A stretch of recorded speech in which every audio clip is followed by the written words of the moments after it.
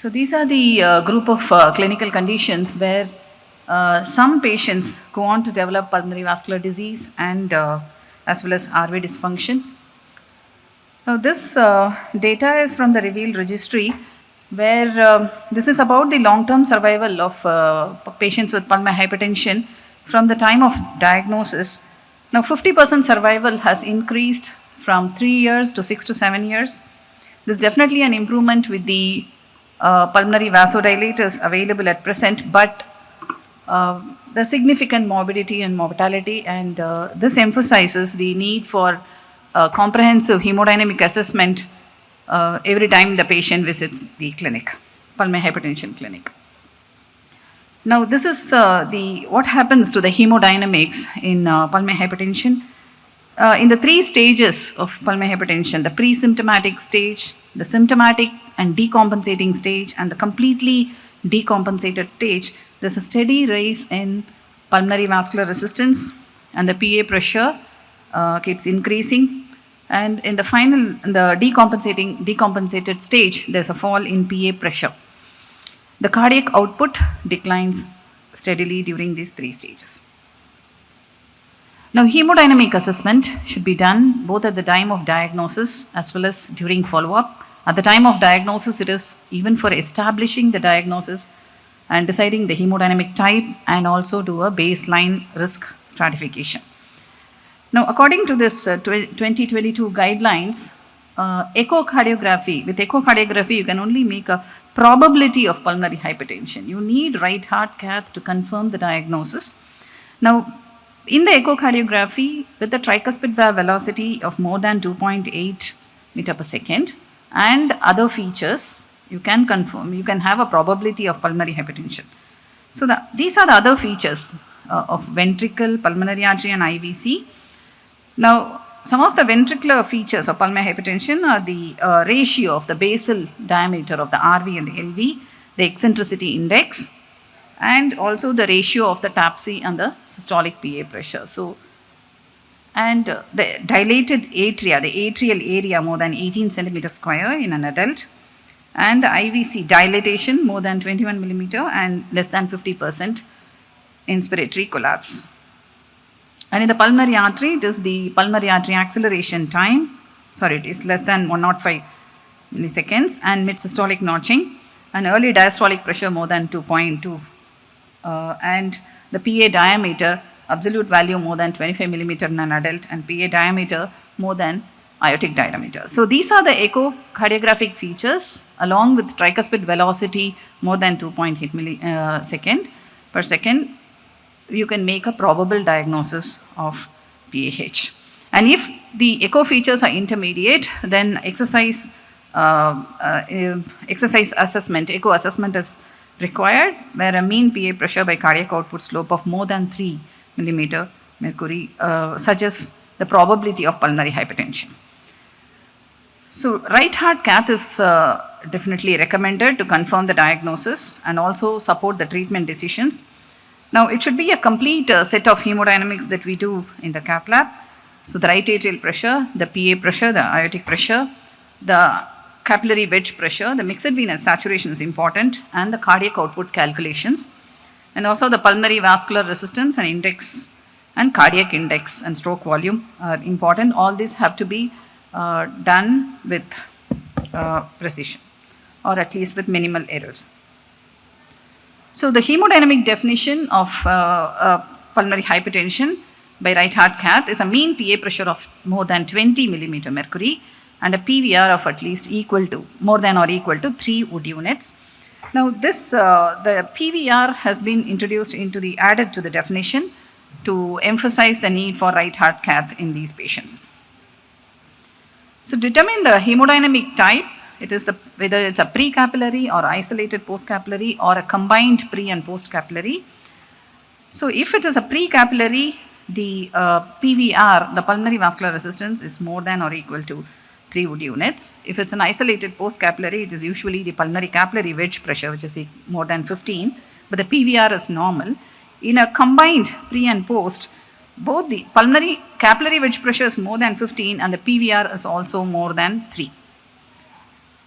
And then you perform the vasoreactivity test during these right heart cath, where the positive response is a fall in PA mean pressure by at least 10 millimeter mercury, and the absolute value should reduce to less than 40 millimeter mercury. So, and then after you confirm the diagnosis, you risk stratify the patients. You have 4 different scoring system. So one is the European scoring system and the reveal score from the US based registry, and the French registry, and the Comparise from the Swedish. So recent studies have shown almost all the 4 scoring systems equally predict the risk. Now, at the time of diagnosis, we use a 3 strata model, where it is a comprehensive risk assessment that is from the ESC. Now, in this 3 strata model, the echocardiographic parameters are the right atrial area, the TAP-C by systolic PA pressure, which is the RV-PA coupling, and the presence of the pericardial effusion. And the hemodynamic data are the right atrial pressure, the cardiac index, the stroke volume index, and the mixed venous oxygen saturation. So 4 parameters are included. Now, based on these, we decide whether the patient is low risk, intermediate risk, or high risk at the time of diagnosis. And the other scoring system is the reveal score, where the echocardiographic feature is only the pericardial effusion, and the hemodynamic parameters are the right atrial mean pressure and the PVR.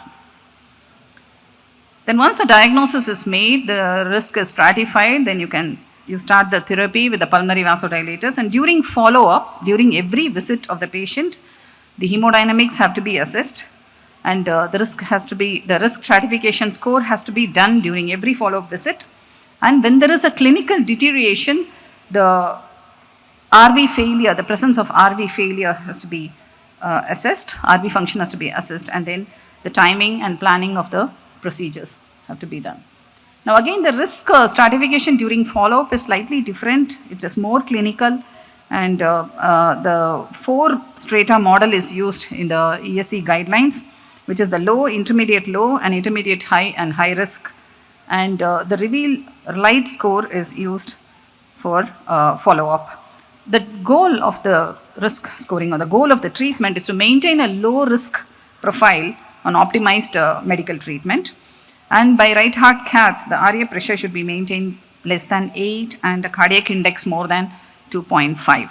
So this is the goal for the pulmonary vasodilator therapy. Now this is the ESC the 4 strata guideline.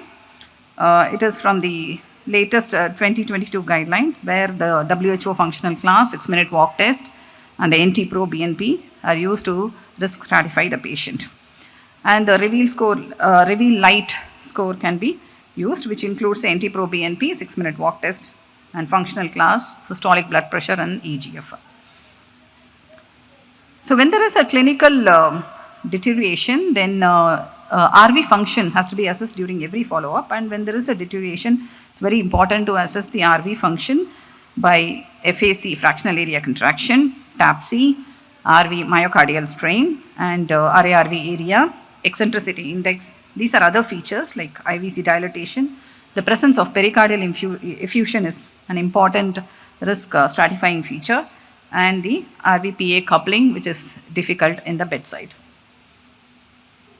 So this is a 33-year-old female, idiopathic pulmonary hypertension, and known bronchial asthma. She had a clinical worsening during follow-up after an episode of respiratory infection. So she presented, the global strain was minus 12.3, which is significant, dilated RA and RV, and there was pericardial effusion.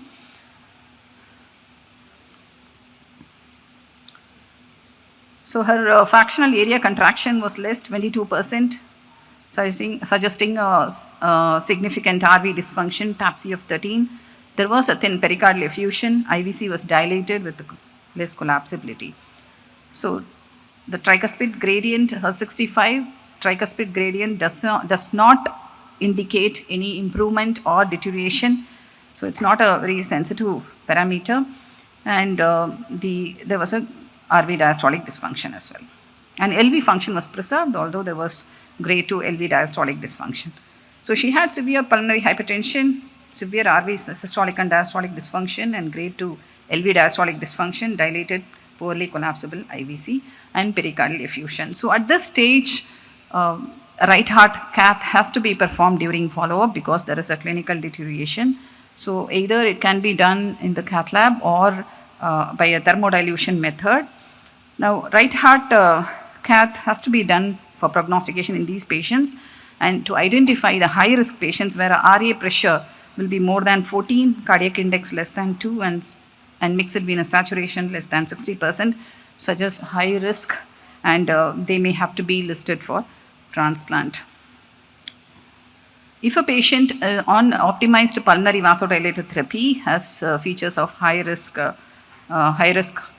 score, then we subject them to thermodilution method. This is done, it can be done in the ICU with a special thermistor tipped catheter, Swan-Ganz catheter, from the IJV, internal jugular vein, into the PA, a cold saline or predetermined amount of cold saline at a particular temperature will be injected into the proximal catheter port, and then the temperature change has to be measured by a thermistor which is in the catheter tip, and then the cardiac output is calculated.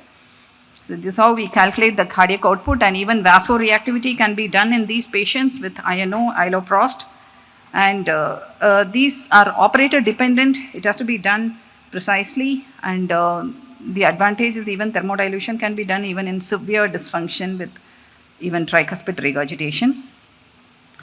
So again, with these data, we risk stratify looking at the hemodynamics. We look at the RA mean pressure. If it is more than 14, then it is high risk, and cardiac index is important. Cardiac index less than 2 is alarming for a significant RV dysfunction, and the stroke volume index and the mixed venous saturation. So we identify the risk, stratify the patients again, and then decide whether do they go for a listing for transplant, or medical management can be optimized a little more, or they can go for palliative procedures. So it's very important to do a comprehensive and multifaceted assessment of all these patients during every visit, and risk stratification is important, and we need to aim for maintaining a low risk profile during every visit of the patient.